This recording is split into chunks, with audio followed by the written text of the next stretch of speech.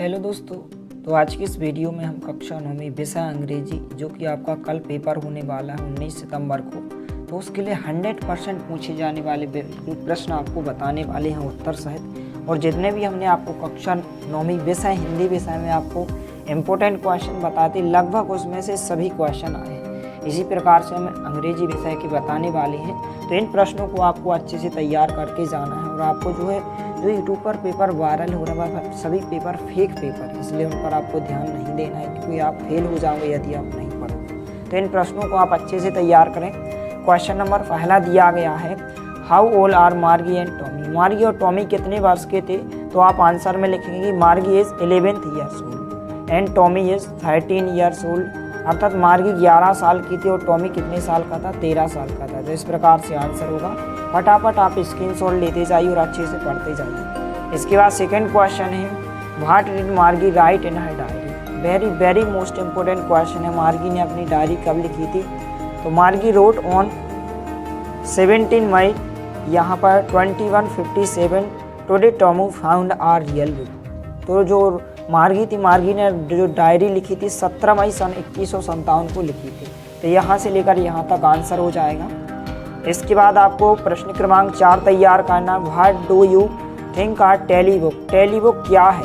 बहुत ही important question है। आपको 2 अंक में 100% गारंटी के साथ यह क्वेश्चन पूछा जाएगा कि व्हाट इज अ टेलीबुक या what do you think a telebook is. तो a telebook is a book that can be displayed on a screen for educating or entertaining people. इस प्रकार से आंसर हो जाएगा। फटाफट आप इसका स्क्रीनशॉट ले लीजिए और सभी दोस्तों के साथ इस वीडियो को शेयर कीजिए, ताकि सभी की हेल्प हो सके, सभी इन क्वेश्चन को अच्छे से तैयार कर सकें। इसके बाद यहाँ से आपको इस क्वेश्चन को तैयार करना है कि where was Margie's school, did she have any classmates. यहाँ पर हम इसका उत्तर देख लेते हैं। तो आपको सभी प्रश्नों को जो है अच्छे से तैयार करते जाना है और आपको अभी से अच्छे से तैयारी कर लेनी है, क्योंकि कल आपका सुबह 9 बजे से आपका पेपर है। तो यहाँ पर आंसर हो जाएगा कि Margie school was to her bedroom, she had no classmate. इसके बाद यहाँ से आपको इसको तैयार करना है।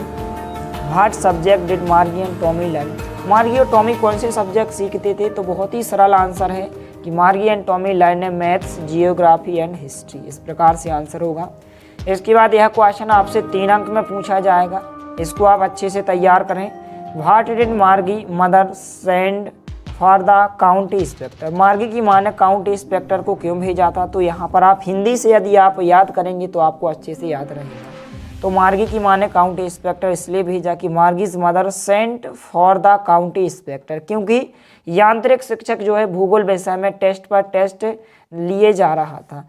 तो because the mechanical teacher have been giving test after test in subject geography, और वह खराब से खराब करती जा रही थी। And she had been doing worse and worse. इस प्रकार से आंसर हो जाएगा।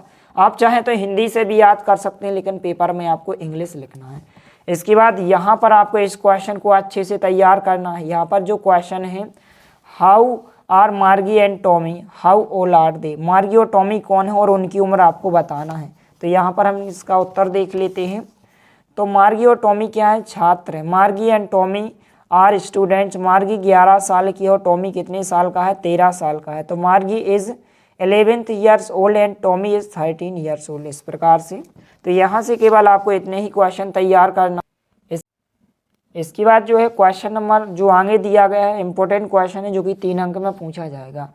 How does Tommy describe the old kind of school. Tommy पुराने जमाने के स्कूल का वर्णन किस प्रकार करता है? तो आप उत्तर लिखेंगे कि टॉमी एक ऐसी स्पेशल बिल्डिंग के रूम में पुराने जमाने के स्कूल का वर्णन करता है। तो यहाँ पर Tommy describes the old kind of school as a special building, जहाँ सभी बच्चे एक साथ जाया करते थे। Where all the children use to go together. वे स्कूल में एक साथ एक सी चीज़ें सीखते, वो शोर मचाते हंसा करते थे। तो यहाँ पर आप लिखेंगे they used to laugh, shout and something learn together in school. इस प्रकार से आप इसका स्क्रीनशॉट ले सकते हैं। 3 अंक में यह क्वेश्चन पूछा जाएगा। इसके बाद आपको इस क्वेश्चन को अच्छे से तैयार करके जाना है। 2 अंक में पूछा जाएगा कि how old was Evelyn when went to the Royal Academy of Music. Evelyn कितने वर्ष की थी जब वह रॉयल अकेडमी ऑफ म्यूजिक गई? तो एवलिन 17 साल की थी जब वह रॉयल अकेडमी ऑफ म्यूजिक। यदि आप हिंदी से याद करेंगे तो आपको जल्दी याद हो जाएगा। Evelyn was 17 years old when she went to the Royal Academy of Music. तो यहाँ पर इस प्रकार से आप उत्तर लिखेंगे। इसके बाद यहाँ से आपको इस क्वेश्चन को अच्छे से तैयार करना है। दोनों इंपॉर्टेंट क्वेश्चन है। क्वेश्चन है when was her deepness first notice, when was it confirmed. उसका बहरापन सबसे पहले कब देखा गया, इसकी पुष्टि कब हुई? तो उसका बहरापन जो है 8 साल की उम्र में सबसे पहले देखा गया। Her deepness was first notice 8 years of age. उसकी पुष्टि तब हुई जब वह 11 साल की थी। It was confirmed when she was 11 years old, 11 years old. इस प्रकार से आप इसका स्क्रीनशॉट लेकर आप इसको अच्छे से तैयार करें। इसके बाद यहाँ से आपको इस क्वेश्चन को तैयार करना है। क्वेश्चन है why did Aurangzeb ban the playing of pungi. Aurangzeb ने पुंगी के बजाने पर रोक क्यों लगाई थी? तो इस प्रकार से आंसर होगा कि Aurangzeb banned the playing of pungi because pungi unpleasant voice are shrill. इस प्रकार से आप आंसर लिखेंगे कि क्योंकि पुंगी एक तीव्र अप्रिय आवाज़ थी। Because pungi unpleasant voice are shrill. इस प्रकार से आप इसका स्क्रीनशॉट ले सकते हैं। इसके बाद आपको यहाँ से इस प्रश्न को तैयार करना है। When and how did Bismillah Khan get his big break. कब और कैसे जो है बिस्मिल्लाह खान को अपना पहला ब्रेक मिला? तो बिस्मिल्लाह खान को मिला Bismillah Khan go all India radio की ओपनिंग के साथ अपना बड़ा ब्रेक जो है 1938 में लखनऊ में मिला था। तो यहाँ पर आप लिखेंगे कि with All India opening of, यहाँ पर लिखा गया है radio his big break in 1938 in Lucknow में मिला था। तो इस प्रकार से आप इस प्रश्न के उत्तर को अच्छे से तैयार करें। इसके बाद यहाँ से आपको इस क्वेश्चन को तैयार करना है। What was Kezia afraid of her father. Kezia अपने पिताजी से क्यों डरती थी? तो आंसर होगा केजिया जो है पिताजी से इसलिए डरती थी। Kezia was afraid of her father, क्योंकि वह कभी भी प्रेम से उससे नहीं बोलते थे। Because he never spoke her with love. इस प्रकार से आंसर होगा। इसके बाद यहाँ से आपको इस क्वेश्चन को तैयार करना है। 2 अंक में पूछा जाएगा। Who were the people in Kezia's family. Kezia के परिवार में कौन कौन लोग थे? तो यहाँ पर आप उत्तर लिखेंगे उसकी माता, पिता, दादी और वह खुद थी। Her mother, father, grandmother and she herself. इस प्रकार से आप उत्तर लिखेंगे। इसके बाद जो है 3 अंक में आपसे सेंट्रल आइडिया पूछा जाएगा। इस क्वेश्चन को आपको अच्छे से पढ़कर जाना है। 3 अंक में सेंट्रल आइडिया पूछा जाएगा। Right the central idea of the poem the road not taken. The road not taken, जो सड़क नहीं ली गई है, जो रास्ता नहीं लिया गया है, इसका सेंट्रल आइडिया आपको से 3 अंक में पूछा जाएगा। तो इसको आप अच्छे से तैयार करके जाइए। फटाफट आप इसका स्क्रीनशॉट ले लीजिए और आपको अच्छे से अच्छी राइटिंग में लिखना ताकि आपको फुल मार्क्स मिले। इसके बाद यहाँ से आपको इस क्वेश्चन को तैयार करना कि what did the headmaster say about Einstein.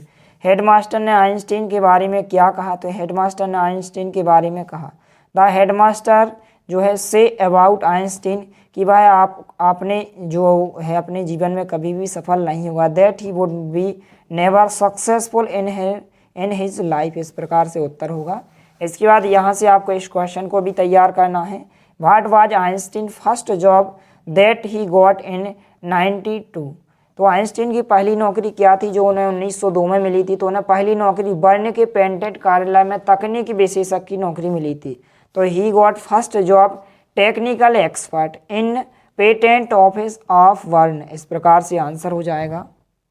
इसके बाद very very most important question, how did Evelyn here music, जो कि 2 अंक में भी पूछा जा सकता है या फिर 3 अंक में पूछा जाएगा कि एवलिन संगीत कैसे सुना करती थी। How did Evelyn here music.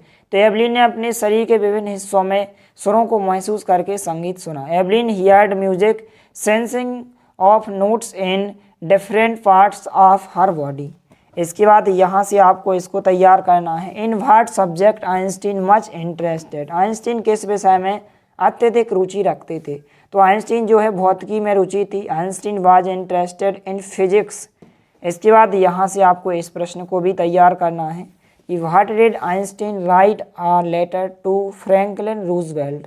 तो यहाँ पर आइंस्टीन ने फ्रैंकलिन रूजवेल्ट को पत्र क्यों लिखा था? तो आइंस्टीन ने बम के विनाशकारी प्रभाव के बारे में। Einstein wrote a letter to Franklin Roosevelt to. इसके बाद थोड़ा सा आगे दिया गया है।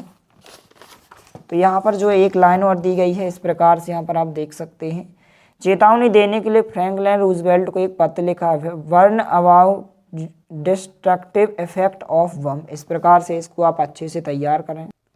इसके बाद यहाँ पर नेक्स्ट क्वेश्चन है, write the central idea of the poem wind. Wind poem कविता का सारांश लिखिए। तो इस प्रश्न को भी आप अच्छे से तैयार करें। इसकी कम से कम आप 3 या 4 लाइन तैयार कर सकते हैं, जो कि 3 अंक में पूछा जाएगा। तो यहाँ से लेकर आप यहाँ तक अच्छे से तैयार कर सकते हैं। फटाफट आप इसका स्क्रीनशॉट ले लीजिए। तो यह क्वेश्चन जो है आपके क्वेश्चन नंबर 11 से जो प्रश्न पूछे जाते हैं, क्वेश्चन नंबर 11 से 16 तक, इस प्रकार से इतने प्रश्नों को आपको तैयार करना है।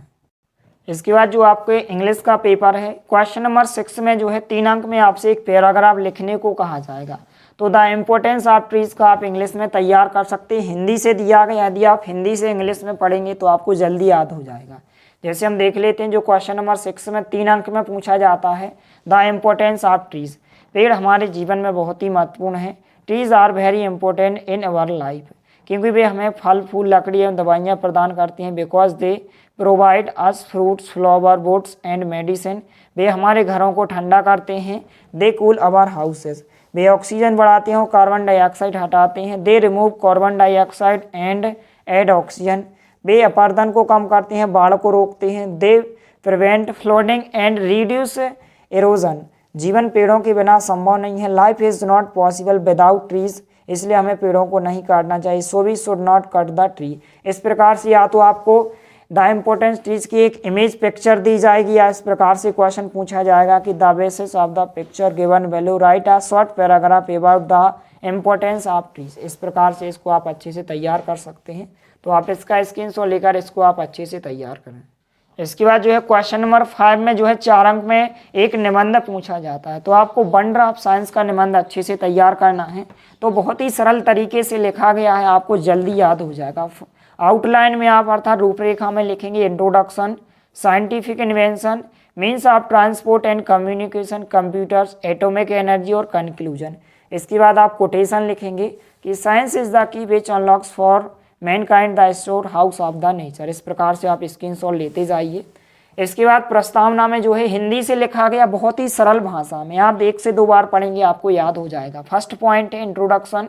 इस प्रकार से लिखा गया है कि आधुनिक युग विज्ञान का युग है। Modern age is the age of science. इसलिए जीवन के हर क्षेत्र को प्रभावित किया है। It has affected every field of life.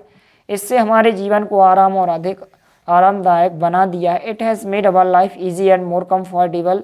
विज्ञान के कई आविष्कार हैं। There are of many wonder of science. इसका आप स्क्रीनशॉट ले लीजिए।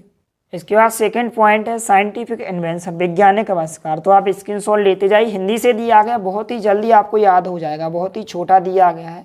तो सेकंड पॉइंट यहाँ तक हो जाएगा। थर्ड पॉइंट में कंप्यूटर के बारे में दिया गया, तो थर्ड पॉइंट आप कंप्यूटर डालेंगे और यहाँ तक आप अच्छे से तैयार करेंगे। तो आप अच्छे से तैयार करते जाइए। इसके बाद सेकंड पॉइंट दिया गया है कंक्लूजन अर्थात उपसंहार। तो इस प्रकार से छोटा सा दिया गया कंक्लूजन, यहाँ तक आप तैयार करें। तो यदि आप इसको तैयार कर ले तो 4 अंक का यह पूछा जाएगा। इसके बाद जो है क्वेश्चन नंबर 9 में जो है 4 अंक में विकल्प पूछे जाते हैं। जो क्वेश्चन आ जाता है ऑब्जेक्ट टाइप क्वेश्चन का अर्थात सही विकल्प पूछे जाते हैं। क्वेश्चन नंबर 9 में 4 अंक में पूछे जाते हैं। कितने अंक में? 4 अंक में। तो यहाँ पर what date did Margie write in her diary. मार्गी ने अपनी डायरी कौन सी तारीख को लिखी? तो 17 मई 2157 को लिखी थी। What did Tommy find. Tommy को क्या मिला? तो टॉमी को an old book with crinkly pages, टेढ़े मेढ़े पन्नों वाली एक पुरानी किताब मिली थी। इसके बाद what does the choice of रूप सिग्निफाई इन द पोएम। कविता में सड़क का चुनाव क्या दर्शाता है? जो सड़क नहीं लिखा है। 2 पार्ट्स, तो 2 रास्ते दर्शाते हैं। इसके बाद इसको तैयार करना है कि what do yellow board represent in the poem. पीली लकड़ी जो है कविता में क्या दर्शाती है? तो जंगलों को दर्शाती है, फॉरेस्ट को दर्शाती है। इसके बाद who is the poet of the poem the road not taken. The road not taken के जो पोएट है वो कौन है? रॉबर्ट फ्रॉस्ट है। इसको आप तैयार करें। तो यहाँ से जो है 4 अंक में आपसे विकल्प पूछे जाएंगे, तो इनको आप पढ़ते जाइए। Who spotted Evelyn's potential. किससे जो है एवलिन की क्षमता को पहचाना था? रॉन फॉरबस ने पहचाना था। What was life for Evelyn. Evelyn के लिए जीवन क्या था? तो संगीत म्यूजिक था। Where was the Royal Music Academy. Royal Academy music कहाँ थी? तो यह लंदन में थी। What did Aurangzeb ban in the place. Aurangzeb ने अपने महल में किस प्रकार प्रतिबंध लगाया? तो प्लेइंग आप पुंगी बजाने पर प्रतिबंध लगाया था। इसके बाद इसको आप तैयार करें। इस प्रकार से यह आपके क्वेश्चन नंबर 9 में 4 अंक में पूछे जाते हैं, इनको आप तैयार करके जाइए। इसके बाद जो है क्वेश्चन नंबर 10 में जो ए नंबर में और बी नंबर में जो क्वेश्चन पूछे जाते हैं, यहाँ से क्वेश्चन ऑब्जेक्ट टाइप क्वेश्चन पूछे जाते हैं। आपको एक एक्सटेट पोएम दी जाएगी 4 लाइनें कविता की, और वहाँ से आपसे 3 क्वेश्चन पूछे जाएंगे। तो नेम द चैप्टर, यहाँ पर इस द फंडे हेड का जो यहाँ पर द फंडे हेड है चैप्टर का नाम पूछा जाएगा। Who is the author of the fun they had, fun they had के जो राइटर हैं वो पूछा जाएगा। तो इसाक एसिमोव है, इसाक एसिमोव, इस प्रकार से ध्यान रखें आप। What did they have in their hand, उनके हाथ में क्या था, तो आबुक एक पुस्तक थी। What does the word crinkly mean, crinkly शब्द का क्या अर्थ है, तो यहाँ पर अनइवन होता है, टेढ़े मेढ़े होता है, इस प्रकार से। इसके बाद आपको इसको तैयार करना है कि who is he in the first line, पहली लाइन में कौन है, तो काउंटी इंस्पेक्टर है। Which of the following was hated by Margie, निम्नलिखित में से मार्गी किससे घृणा करती थी, तो हर स्कूल अपने स्कूल से करती थी। व्हाट डज द वर्ड यहाँ पर स्कोरफुल मीन, तो यहाँ पर इस प्रकार से ऑल ऑफ दीज हो जाएंगे इसका आंसर। इसके बाद इसको आप तैयार करके जाइए कि व्हाट वाज मार्गी ओपिनियन अबाउट स्कूल, मार्गी की स्कूल के बारे में क्या राय थी, सी हेटेड स्कूल, स्कूल से घृणा करती थी। तो इस प्रकार से इनको आप पढ़कर। इसके बाद जो है क्वेश्चन नंबर 5 जो आपका प्रश्न क्रमांक 5 पूछा जाता है, जो कि 4 अंक में आपसे एप्लीकेशन पूछी जाएगी। एप्लीकेशन में आपको इस एप्लीकेशन को तैयार करना है। Write an application to your principal for school leaving certificate, SLC की आपसे पूछी जाएगी। तो इस प्रकार से दी गई है, to the principal government higher secondary school, इस प्रकार से आप लिखेंगे डिस्ट्रिक्ट अपने ज़िले का नाम। सब्जेक्ट एप्लीकेशन फॉर SLC लिखेंगे रिस्पेक्टेड सर। इसके बाद आप लिखेंगे I beg to state that I am a student of class 9th in our school, my father has been transfer. आप 2 गाँव का नाम लिख सकते हैं, जैसे यहाँ पर लिखा गया, so I can not continue my studies year, kindly issue me school leaving certificate and character, thank you sir. इस प्रकार से आपको यहाँ से लेकर यहाँ तक अच्छे से SLC का एप्लीकेशन को अच्छे से तैयार करना है। तो फटाफट आप इसका स्क्रीनशॉट ले सकते हैं, या फिर आपको फी कंसेशन की एप्लीकेशन तैयार करना है। इस प्रकार से आगे कि यू आर महेशू, यहाँ पर लिखा गया है Mahesh studying in government higher secondary school, यहाँ पर Sanoj write an application to your principal requesting him to fee for concession, fee concession की पूछी जाएगी अर्थात शुल्क मुक्ति के लिए। तो आप यहाँ से यहाँ तक इसको अच्छे से तैयार करना, दोनों एप्लीकेशन को आपको अच्छे से तैयार करना है। इसके बाद क्वेश्चन नंबर 7 में जो फिल इन दी ब्लैंक्स पूछे जाते हैं, इस प्रकार से इनको आप पढ़कर जाइए। आर्टिकल पूछा जाएगा Khalistan sir राइसेस in the east, इस प्रकार से ऑप्शन दिए जाएंगे, तो द इसका राइट आंसर होगा, दूसरे का आंसर एनी होगा। इसको आप पढ़कर जाइए। तो इन सभी को आपको पढ़कर जाना है, इस प्रकार से आंसर दिए गए हैं। तो आप फटाफट स्क्रीनशॉट लेते जाइए, इनको आपको अच्छे से तैयार करके जाना है। इस प्रकार से दिए गए, यदि आप इतनी पढ़कर जाते हैं तो इसमें से आपको कोई भी 5 पूछे जाएंगे। इस प्रकार से आपको तैयार करना है। तो इस प्रकार से इन सभी प्रश्नों को आप अच्छे से तैयार करें। मिलते हैं अगले वीडियो में, तब तक के लिए जय हिंद, वंदे मातरम।